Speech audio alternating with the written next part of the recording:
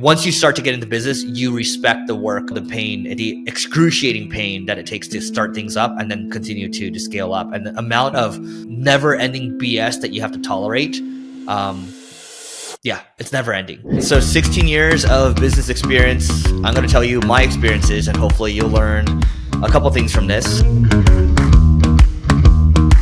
Just to give you some context on this one, my main business is an ad agency called Single Grain. I've been operating it since about 2013 or so. But I've also, even in my early years of business, when I first started working, I would buy these small e-commerce sites too, right? So I've always kind of had a little knack for entrepreneurship, and I wanted to share some of these scars with you and some of the lessons learned, right? And maybe the first story I'll share here is when I was about 25 years old or so, I had reached out to an entrepreneur that I looked up to in New York, and this guy happened to run an agency, and his agency was called Likeable. His name's Dave Kirpin. And I reached out, and I really didn't know what to ask, but I remember I got one good question out of it. And the final question before we got off the line, I asked him, what was the biggest thing that changed your life as an entrepreneur? And he said, without a doubt, it was this one group called Entrepreneurs Organization. And so I was like, okay, I got to write that down. Got to protect that with my heart, right? I was, heart was pumping there. I was like, okay, maybe I found a gem.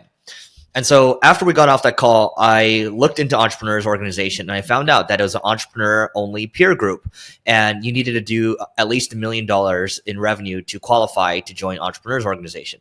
And at the time, I was like, oh my God, how am I going to hit $1 million? I didn't even know how to even hit $100,000, right, for a business. And so basically in 2 years, so when I was 27 years old, I actually ended up joining Entrepreneurs Organization. And the key lesson here, the first lesson I would say, is you want to make sure that you have like-minded friends around you if you're going to go down this path of operating a business and growing a business, because it's a very lonely game. And even if you have a partner, there are some things you can say to your partner, or some things that you can't say to your partner. Sometimes you're going to have partner disputes.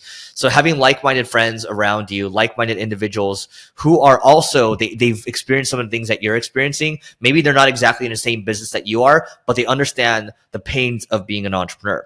And so, I was in Entrepreneurs Organization for a while. I ended up joining another group called YPO a couple years ago, maybe 4 years ago or so. And what I would also say is joining groups like this that's nice, but also finding there's mastermind groups that are out there. And I'm not talking about the ones that are, groups of very money hungry people that are all just about making money, even at the expense of other people, right? I'm talking about finding humble, hungry, smart people, because you're going to learn a lot from these people. They are very motivated, and they are always trying new things, and something that might work really well in their industry that might give you ideas to apply to your industry. So one, you're going to have really close friends, lifelong friends even. And two, you're going to learn a lot of things. And ultimately, that's going to help you grow your business more. And that's going to allow you to take care of your family and your community more. And that's why this is so important. And the other thing I'll say too is, in addition to joining these groups, put together your own mastermind groups too. Put together your own communities. So I have a group where we meet once a year. We've been to Turkey. We're planning to go to Morocco next. We've been to cool places like Lake Tahoe. We've been to Tulum as well. And some big business deals have also come out of these little founder retreats. I remember there's one business deal that came out of one. We're just sitting on a boat together, and we had two separate boats. And it just so happened that a conversation struck up. I was just kind of sitting in the middle, and one person was like, "Hey, what's one keyword you really need to rank for your business?" And the other person said, "I really need to rank for this keyword." And person A ranked for that keyword 3 months later and probably has made $4 million off of that single conversation. And so again, you have to put yourself in those positions. And if you can't find your way into some of these groups, then go ahead and make your own group, right? Nobody can ever take that away from you. And so that's what I would say. Kind of related to that too, some people ask me, well, Eric, how did you go about building your network? And for me, I'm actually a very introverted person. People think I'm very extroverted. I'm actually not. I prefer to just stay at home. But one of the things I've learned is that over time, if you create content and you keep compounding it over a long period of time, today this is not necessarily something new, but maybe 11 years ago or so, this whole idea of creating content for free and hoping people will come back to you, people couldn't really wrap their heads around it because they wanted to see a quick ROI, and they didn't understand that the whole idea of content is that you're building trust over time, and that's eventually going to come back to you. And so that's kind of how I built my I'll say my little audience, right, around the world of marketing. And so that's always been helpful. I have my podcast marketing school. I have my podcast Leveling Up. I have both of those are YouTube channels as well. And those have led me to go around speaking around the world. And then when I go speak around the world, I try to throw little dinners. I try to get people together. And so you want to let one thing lead to another, but you want to make the most of every opportunity that you come across.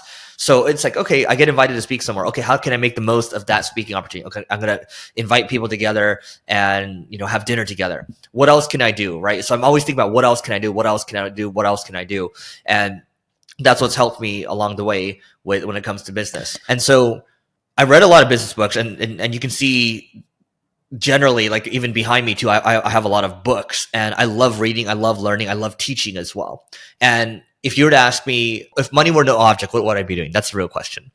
And the answer is I would just be learning and teaching. And I feel like I'm doing a lot of that right now, whether it's coaching people on my team, whether it is helping my friends out, or whether it's the agency owners group that we have helping out agency owners in there, or whether it's the content that I put out there. I just really enjoy learning. I love articulating stuff. And I love learning so much. For example, this book is breaking down over here, right? I read in Asana too. You're not supposed to read in Asana, and because the bindings start to come apart because it's so hot, right? So anyway, I digress. But my point is, you have to understand who you are and what your essence is, and go from there. But also keep in mind too, at least for me, my hunger to learn and teach has led me into multiple other areas, multiple other interests too. But since I've read a lot of these business books, the point that I'm going towards is I read a lot of business books, and they would often talk about the power of focus. They would often talk about you need to lock in on one thing, and it's the people that lock in on one thing, those are the people that really grow a big business. And I'm not saying that it's necessarily wrong for everyone to do multiple things, to dabble, but it was wrong for me. And most entrepreneurs will find that they learn that sooner or later, or the ones that don't learn, their businesses just stay small. And maybe they're okay with that. Maybe they need to dabble, right?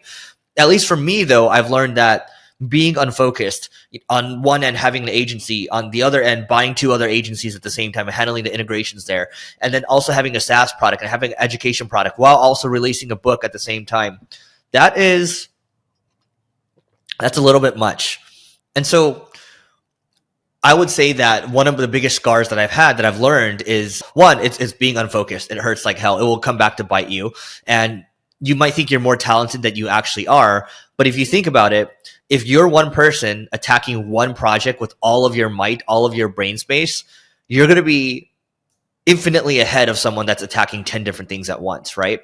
And, all things considered equal. And I remember Peter Thiel, he actually has this quote saying that, it can be very enticing to want to work on multiple things, and you might try to justify that the 10 different things that you work on, they're all complementary to the main thing that you work on, and that's just not the reality, right?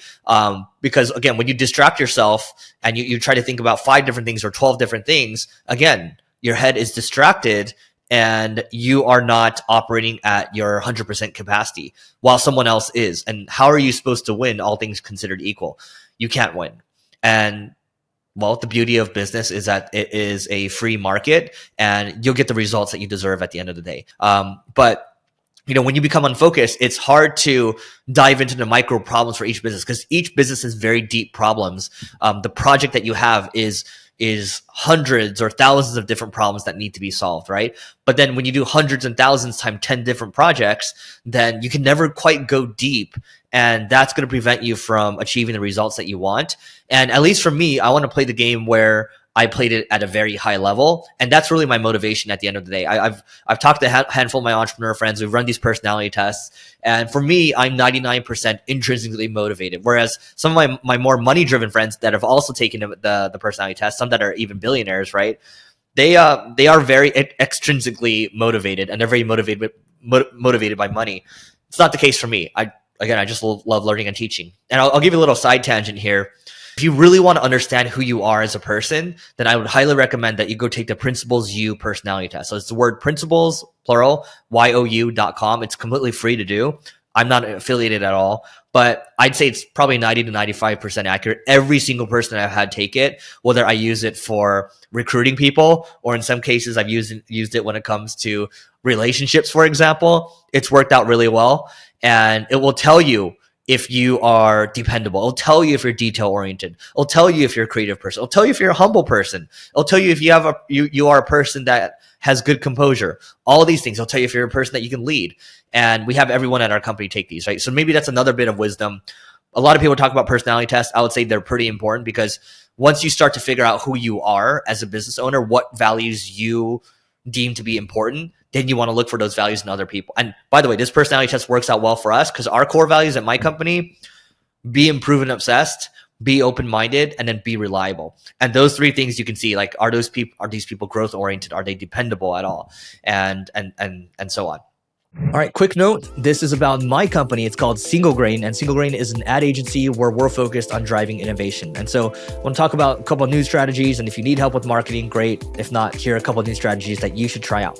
One is programmatic CRO. So we are doing programmatic conversion rate optimization on our site. We're building products that will automatically optimize your site to increase conversion rates. We're also auto-optimizing, auto-updating from an SEO standpoint. And we're constantly thinking about what else we can do in terms of enriching the visitors that are hitting your website, and also tailoring custom messages for them using AI. And so there's a handful of things that we're doing from a marketing standpoint, and our mission is just to drive more innovation. So if you want to learn more, just go to singlegrain.com, grain like rice. So singlegrain.com to learn more, and we'll see you inside. Going back to some of the business scars, I would also say that it's trusting but not verifying. And what I mean by that is, I remember there's a situation where we had a great person who was helping us with recruiting, but I didn't verify how well we were following the process until maybe 8 months into it, when I heard that this recruiter had said, "Hey, I just talked to this person. I think this person could be CEO." And then I talked to the person. I was like, "Oh, we're actually pretty far off."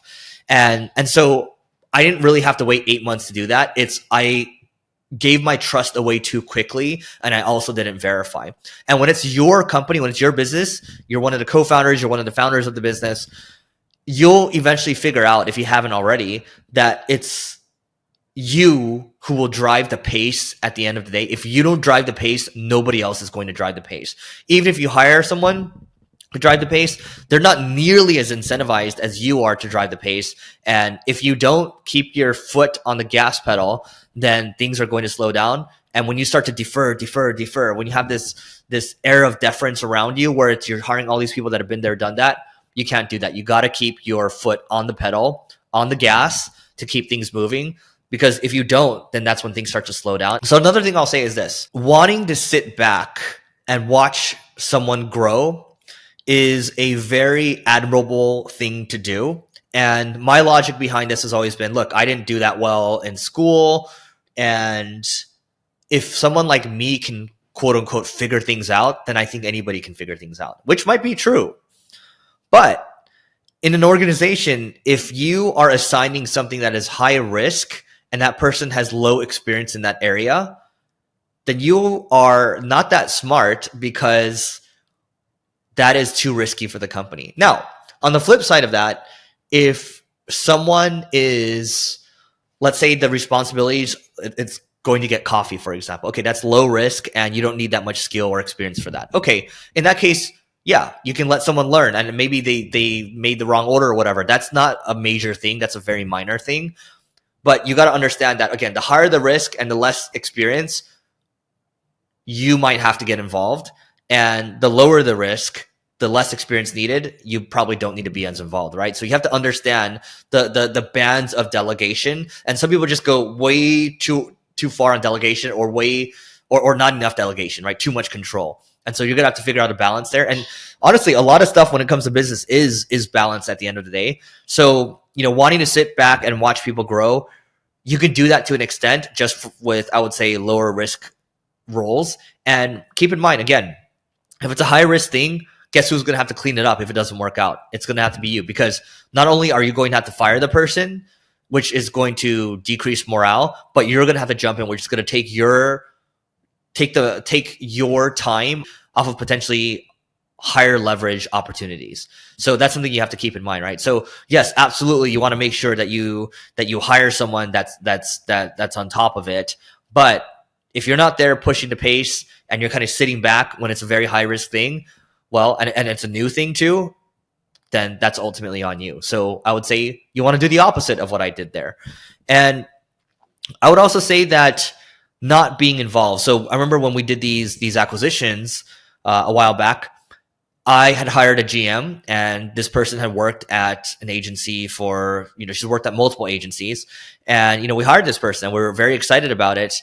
And, little did I know that this person eventually would steal employees and would steal clients, and would not only that, would kind of try to poison morale, because I had talked to people after this all happened, this entire saga, right? But who's to blame at the end of the day? One, I'm to blame for hiring this person because I never really felt good about it, and that's the next lesson I want to talk about. And the second thing is I wasn't involved because I had drank all the Kool-Aid from all the things that I read, talked about with my friends. Yeah, you got to hire a CEO and just get out of their way. I read these M&A books, read all these things. You don't really know until you're in it. And then once I was doing that, by the way, where I was like, okay, I was not being as involved, even though I wanted to be involved because I felt like I needed to be involved, I didn't do it, right? Because I felt like, oh, this is the stuff that I learned. And I could feel it every single day. I can feel the sand kind of going through my grasp, right? I can feel me losing my grasp on what was going on. And slowly but surely, things got poisoned, right? And we eventually found out, and we had to take action there. But I would say, you want to make sure that you are involved, even if you're not running the day-to-day necessarily, that you're still involved in some way, shape, or form. You're looking at the numbers. You're still making a decision at, let's say you do hire a CEO, you build out an executive team, that if some things are broken, you're looking at the numbers and you're calling things out. And if things aren't moving as quickly as you like, let's say you're the chairman, then you got to jump in and say, hey, you know what? I'm going to have to jump in, and I believe we should make a change here. The other thing, I guess the follow-up would be that I had a gut feeling that this person wasn't the right fit, but I fell so much in love with the idea of this person, more so the idea of the role, that I just really wanted to step out, because I'm like, I need to work above the business, right? I need to work, and I don't disagree with that. You need to work above the business, but there's a time and place for that. I think, in that situation, that wasn't the right time and place, but I just really loved the idea, and I really wanted to execute on the idea before I really thought that we were ready for it. And I knew in the back of my mind. And so what I would say for you is, if you understand, if you've got this gut feeling inside of you, and by the way, your gut feeling comes from years of experience. It comes from wisdom. If you have a bad gut feeling about someone, it's probably right. And if you have a really, really amazing gut feeling about someone, then you're probably right as well. And I'm going to come back to that second part in a moment. So we've talked about a couple of things, being unfocused, trusting but not verifying, taking my foot off the gas pedal, waiting to sit back and watch people grow, having like-minded friends. Those are just a couple of takeaways from these 16 years of business. And even if you could take one thing away from this, that would be great, right? Let me know one thing that you'd like to take away from this, maybe one thing you're going to take action on in the comments, and I'm going to continue on here. So I don't care if you have a products business or a services business. Everything is around people. It's around the level of people that you hire, and not hiring people that have been there, done that. And what I mean by that is people that have maybe 4 or 5 plus years of tenure at one job, and they've been promoted 2 or 3 times or so. That's someone that you want to hire, because one, that company that they worked at saw enough value to promote them. And so just because someone stayed at 8-10 years at a company, and we've hired people like that, stayed 8-10 years at a company but never got promoted, that's a red flag actually, right? Because the company doesn't see enough value to push them up. And so, if they did get promoted 2 or 3 times, and the company saw them as valuable to keep them for a while, and they've shown that loyalty, then those are all green flags for you at the end of the day. And so you want to hire people that have been there, done that. Because going back to what I said earlier, wanting to sit back and watch people grow and hiring people for potential, you cannot trade on potential. And I learned that the hard way. So you want to make sure that you hire people that have been there, done that. And I'll give you a good example here. So my podcast co-host, Neil, he's got a 9-figure agency, and he's not really involved in the day-to-day. His partner, Mike, did a really good job with finding people that have been there, done that. In fact, a lot of the people that they have all worked at agency holding companies. They all kind of know each other. There's clients that follow them. There's employees that follow them. And so when you hire someone that's been there, done that, not only do they have experience, not only can they bring value themselves, they'll bring other people with them. They might bring other clients with them as well. So at least being in the agency type business, that's something that's very, very valuable. And the other thing I would say too is going back to, okay, you want to hire people that have been there, done that. And eventually what you might want to do is you might think about acquiring other companies too. And so I would say that in some cases, when we acquired some of these agencies in the past, we didn't do enough due diligence. Again, we really fell in love with it, and our broker pushed us really hard to get these deals done quickly, right? And we're like, okay, yeah, sounds good, right? But that's another example of phoning it in, trusting but not verifying. And in this case, we didn't do our due diligence, right? And interestingly enough, if you look at going back to the personality test, if you look at my principal as you, when it comes to detail oriented, out of 100%, my score is 6%. We could have done more due diligence on the people, on the clients, more due diligence on the books, just to understand what was going on. And I also get updated books as well to understand their current P&L. And I would say that, that level of due diligence, I mean, it would have been helpful to have more people on my end because I didn't exactly have all the resources ready on my side to do these deals. And once we did, we had already done some of these deals, right? And so you want to make sure that you hire people that cover your weaknesses. And so something I look for when we hire people is I will, if I'm involved with the hiring process, I do want to take a look at their personality tests and look at how detail oriented they are, because I want them to make up for my weaknesses. I want to plug my weaknesses. I don't just want to hire a bunch of people that are like me. And that actually brings me to another point. You think about Elon with SpaceX. So I believe up to the first 3,000 people or so, he was very involved with hiring, very involved. He met every single person. Same thing with the DoorDash CEO, Tony Xu. I think he met with a couple thousand people, or at least the first 1,000 people or so. Jeff Bezos did something similar, I believe. Bill Gates did something similar. And so your true leverage comes comes from people at the end of the day. And being involved when it comes to hiring is something that might be irritating because you might feel, oh, I need to work on the product. I need to work on the service. Yes, that's very important. But you're also crafting the complexion of your organization. And if you start to let a bunch of bad apples in, especially when you have like 5 people or so or 10 people or so, every one person one person out of let's say you have 4 bad people out of 10. That's 40% bad people, right? And they're going to drag everyone else down. And nobody, I'll tell you, any A player, they want to work with A players. They know how it feels like to work with B players. They know how it feels like to work with C players. You cannot afford to have B and C players, especially when you're smaller. So you want to have people, when you're talking to me, it feels like they can lift you up. It feels like that gut feeling. It feels like this is right. And you'll know, like you just know immediately, right? And so, and the other thing I'll say with that is, if you do find someone that's really good, it feels like they could be a 10x hire. You find a role for them no matter what. And I've had people on my team disagree with me on hires in the past, and then only a couple months later to be like, okay, yeah, that was the right move, right? And so that's what I would say. If you find a 10x hire, try to make it work. Sometimes even if you can't afford it, maybe you need to stretch out the budget a little bit to try to make it work. And that brings me to my next point. I come from the tech world. This is like 10 plus years ago or so. I was about growth. Let's reinvest back into the business. But what I would say now that I'm a little older is you should focus on profitability, and you should focus on bringing cash flows to yourself, because the cash flows will make you saner. Okay. It makes you feel safer as well. And because you don't want to be operating a business where you're constantly worried all the time, right? And because that makes you tense up. And when you tense up, then you tend to make worse decisions. And so aiming for profitability is not a bad thing. And one of my good friend Syed said this, instead of building for an exit, why don't you just build your business to have cash flows that give you an exit every single year, so you can have an exit every single year? And that to me makes a lot more sense. And I would highly recommend you all think about it that way. So absolutely, you should think about profitability, because look, that profitability is going to help you. Let's say you want to go buy another company. Okay, well, if you want to do an equity swap, which is where you guys might trade some equity, well, you're going to want a higher valuation than theirs, right? A substantially higher valuation than theirs. Your profitability also helps you if you want to go out there and get a loan. You can do that, right? the way your company is valued is based on the profitability at the end of the day, right?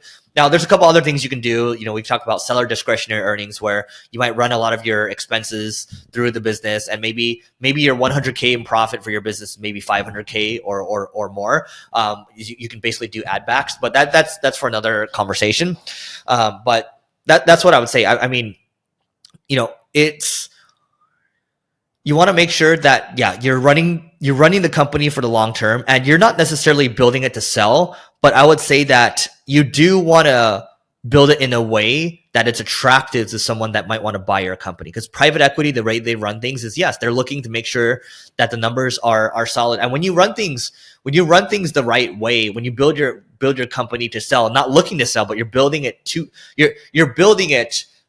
be attractive to a seller, you're operating it oftentimes with discipline, and that will help you go a long way, right? Because again, if you keep reinvesting back into business, the business is going to continue to suck cash. You can definitely do that. Maybe you do that for a couple of years or so, but ultimately you're going to need to, you can sacrifice all you want, but at the end of the day, your employees don't care.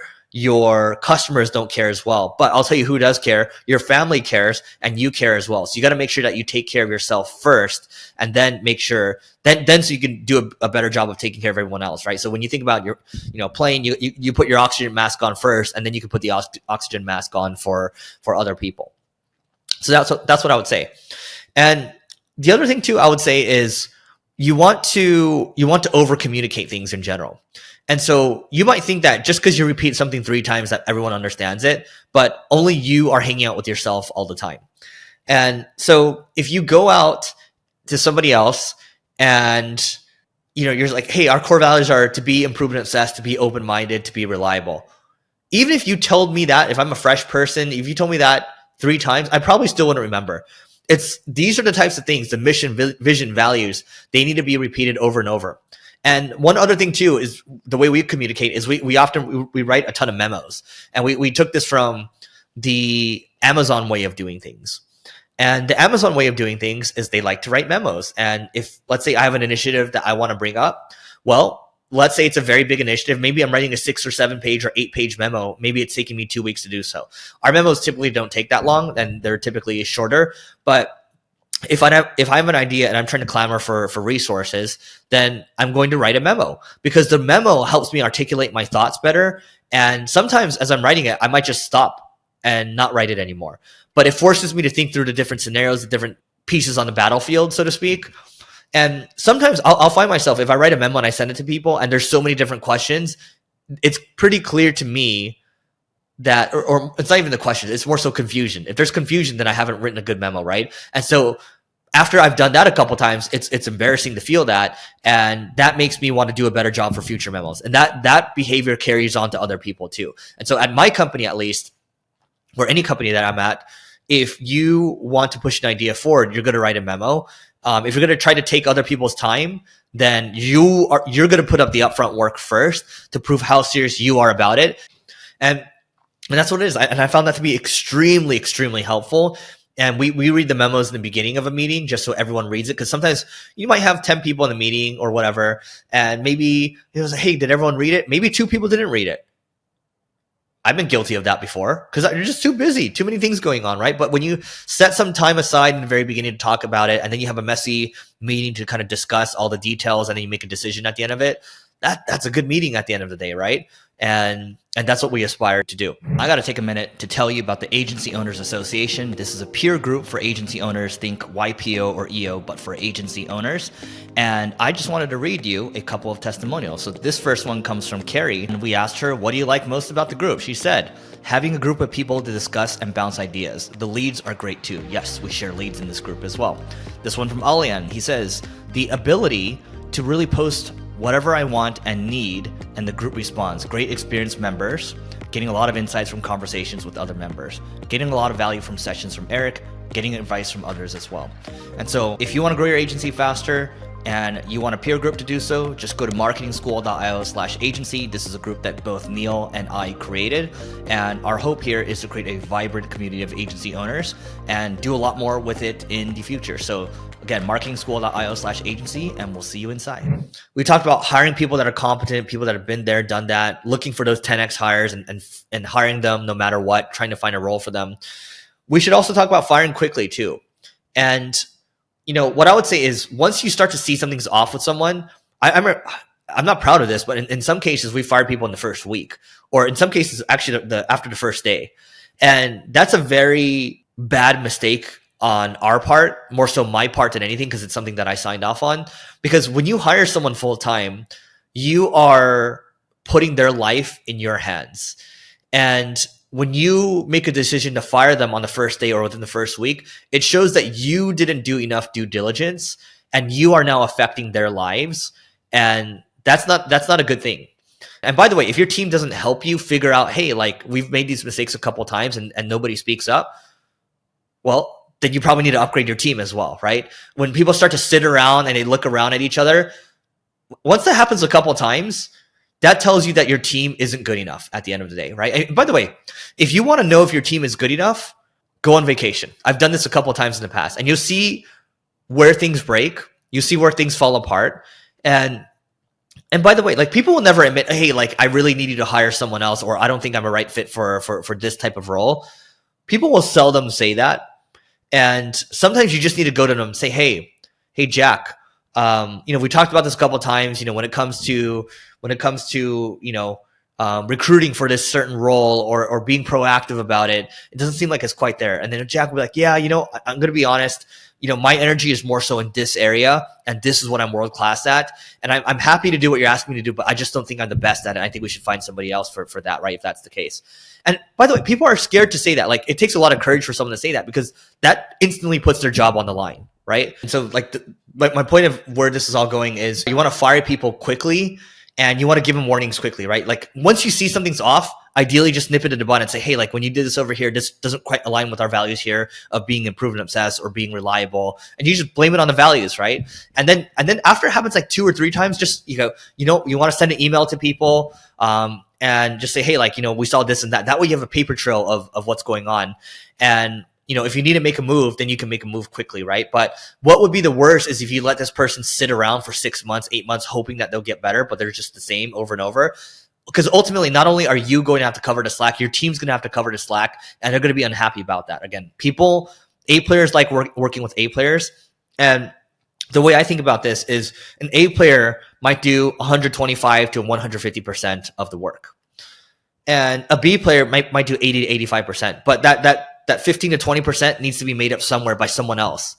And that A player, if they're being taken down, they're doing the work of multiple B players. Maybe then the A player is operating at 80% and they're operating at a B player level when they could be operating at an A player level, but other people are dragging them down and are doing other people's work, right? So you got to think about that too. The B players can drag your A players down into becoming B players. And C players might do 10% of the work. All right. And those are pretty easy to identify. It's the B players that are the ultimate passengers that you need to figure out how to move on from at the end of the day, right?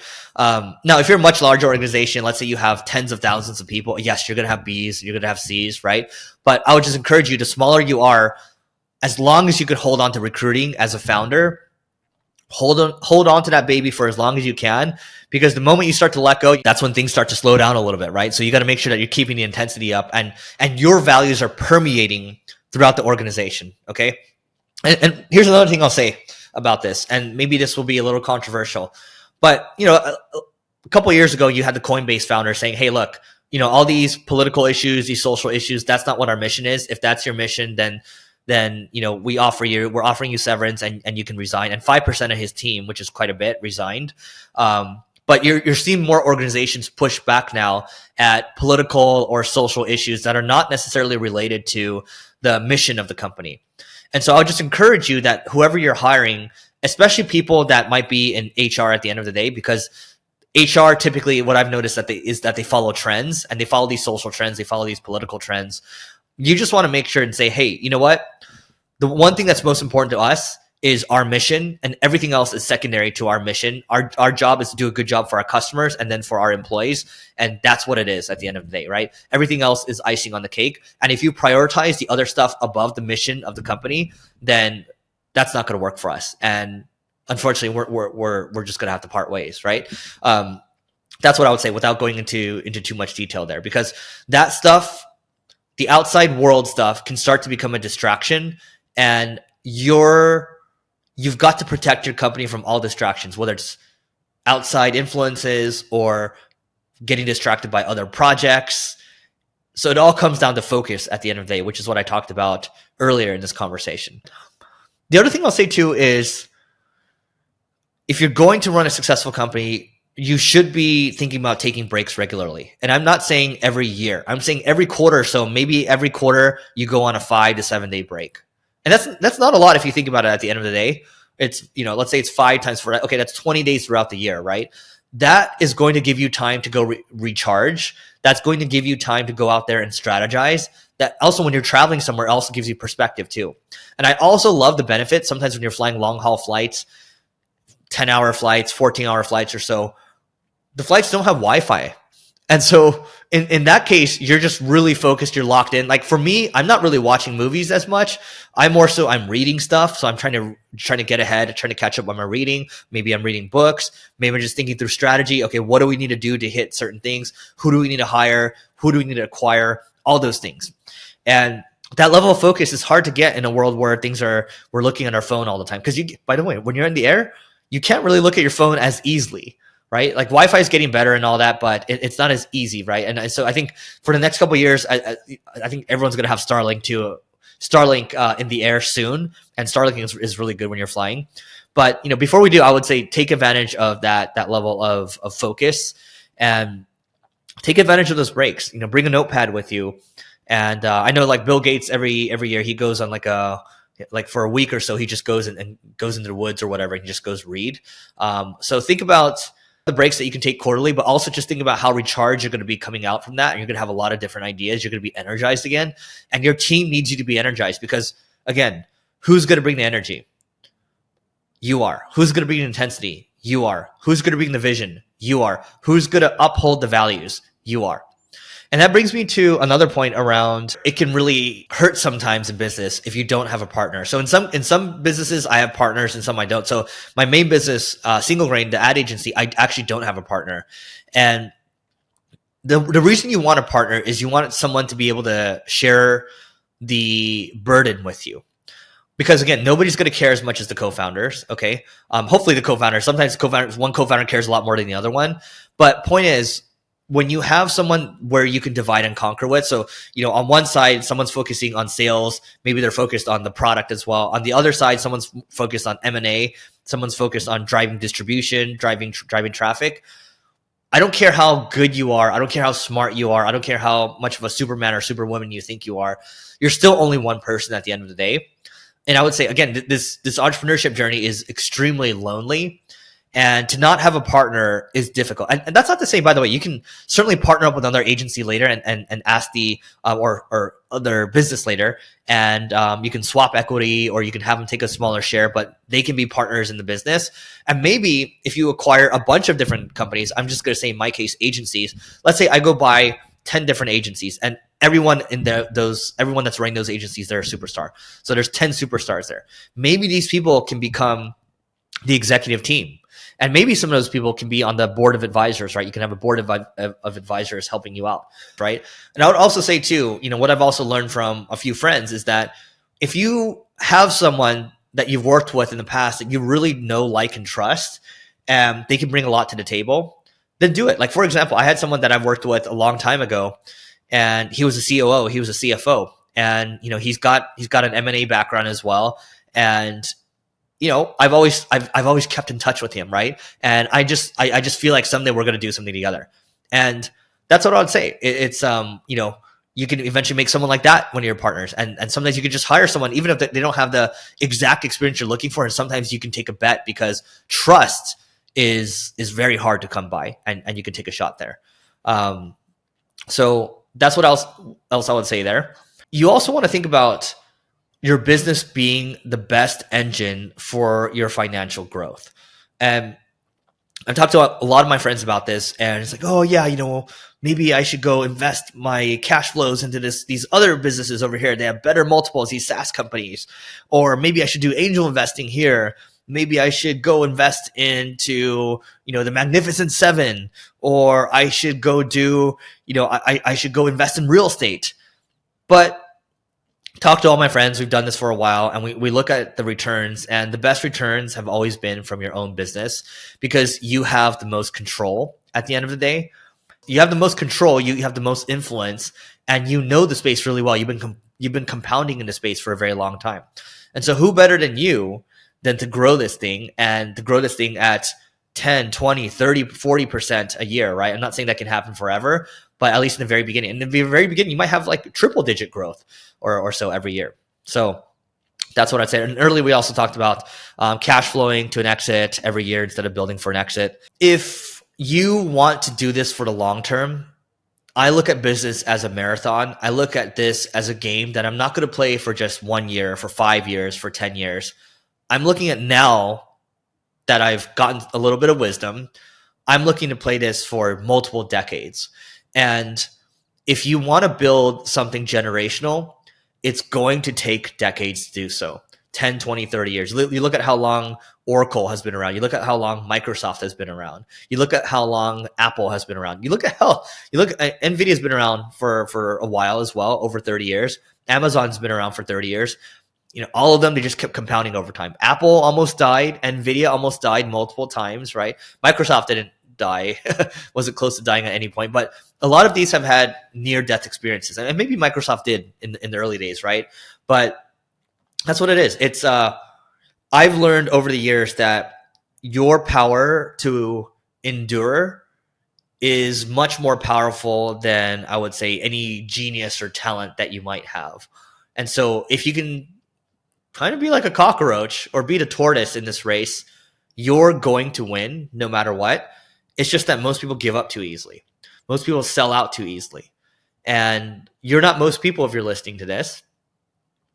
And because you're not most people, you also want to make sure that you develop the habits of what most people don't do.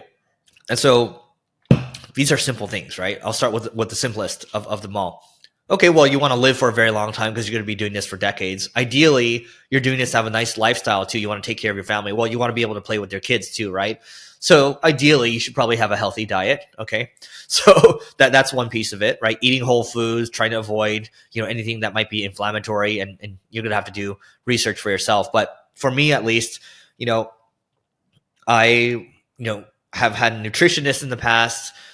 There's concierge doctors that I've had. So I'll do my blood work every quarter or so just to understand how I'm trending. And then I can make adjustments with supplements or things that I might need to avoid from a food standpoint. And by the way, like if you're in California or maybe you have a salad place near you, it's like we have a sweet green, and sweet green's not that expensive, and it's all cooked with olive oil. And, it's pretty decent, right? And so you don't need to spend necessarily an arm and a leg. But or you can just cook yourself. That's probably the healthiest thing that you can do. And so a healthy diet goes a long way. Obviously, lifting weights, getting to the gym, doing cardio, that goes a long way too. Getting your zone 2, your zone 5. And I'm not a doctor here. I just study a lot of longevity stuff. Making sure you have good sleep as well. So, I put my sleep tape over my mouth. I've been doing that for 8 years or so quite a while. And it's been very beneficial. And, doing the things that are necessary. Like, I'll just say that, all these things that I do are to help me operate at a high level. And so I used to be like, oh, the sauna, the cold plunge, that's stupid. But since I have one here, I'm like, okay, yeah, why don't I do it, right? And what's the benefit of that? Like just trying these things, what's the benefit?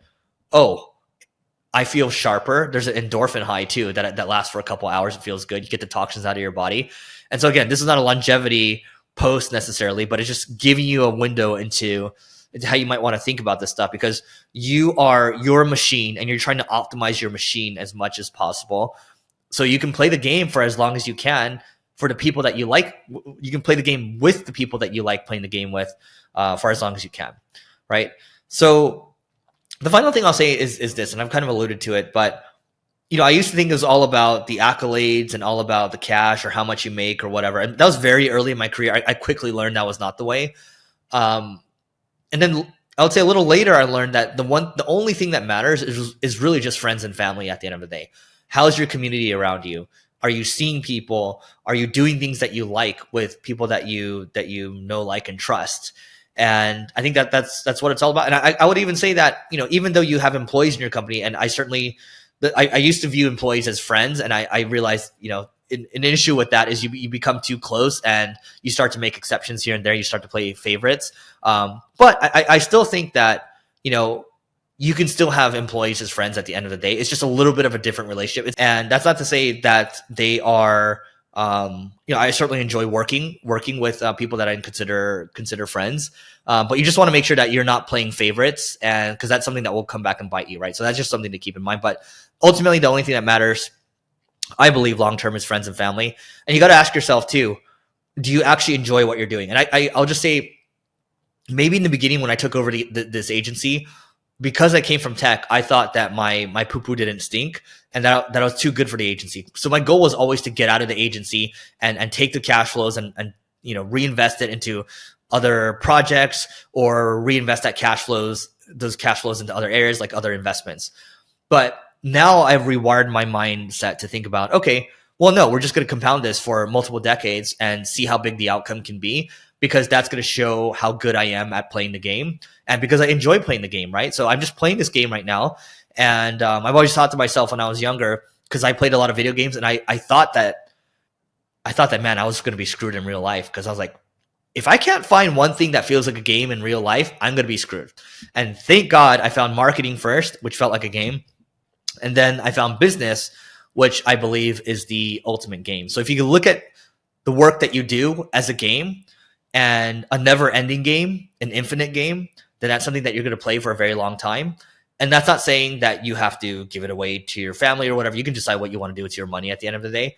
But, if you're enjoying it, why not keep playing? I have friends that came to me and say, oh, I got an offer to sell my company for $500 million. Should I do it? And then I was like, well, then what would you do? And then the phone line goes silent. It's like, yeah, I don't know what I would do. And here's a good story to close things off. So when Yahoo offered to buy Facebook for $1 billion, Mark Zuckerberg would have gotten $250 million out of that. And one of the investors, Peter Thiel, who, of PayPal fame, said, hey, Mark, we should really sit down and talk about this. And when they got in the meeting, first 10 minutes or so, Mark was like, hey, I think we're just going to be able to end this in 10 minutes with Yahoo, and just tell them we're not taking the offer. And everyone else was like, no, you should really think about this, Mark. You're going to get $250 million, blah, blah, blah. But then Mark was like, well, then what would I do with the $250 million? I don't even know what I would do with it. And if I sold the company, I'd probably go build another social network. And I kind of like what I already have right now. So I figure, why don't I just keep going? And that's the type of mindset that I think is worth emulating. You can love billionaires or hate them. That's a whole nother conversation. I just think it's, once you start to get into business, you respect the work of people that have gotten to the highest levels. And the pain it takes, the excruciating pain that it takes to start things up, and then especially have to continue to scale up, and the amount of never ending BS that you have to tolerate. It's never ending. And so, some of the things I talked about in here will help you deal with that never ending BS, but just understand that you're going to play this game. There's some never ending BS that you're going to deal with. And that's what you signed up for. So don't cry about it. So that's what I got for you today. And this is about 50 minutes of 16 years of business wisdom. And let me know what you think in the comments. And if you like videos like this, if you want more videos like this, and I'll keep going. But other than that, hope you have a good rest of your day. Talk to you later.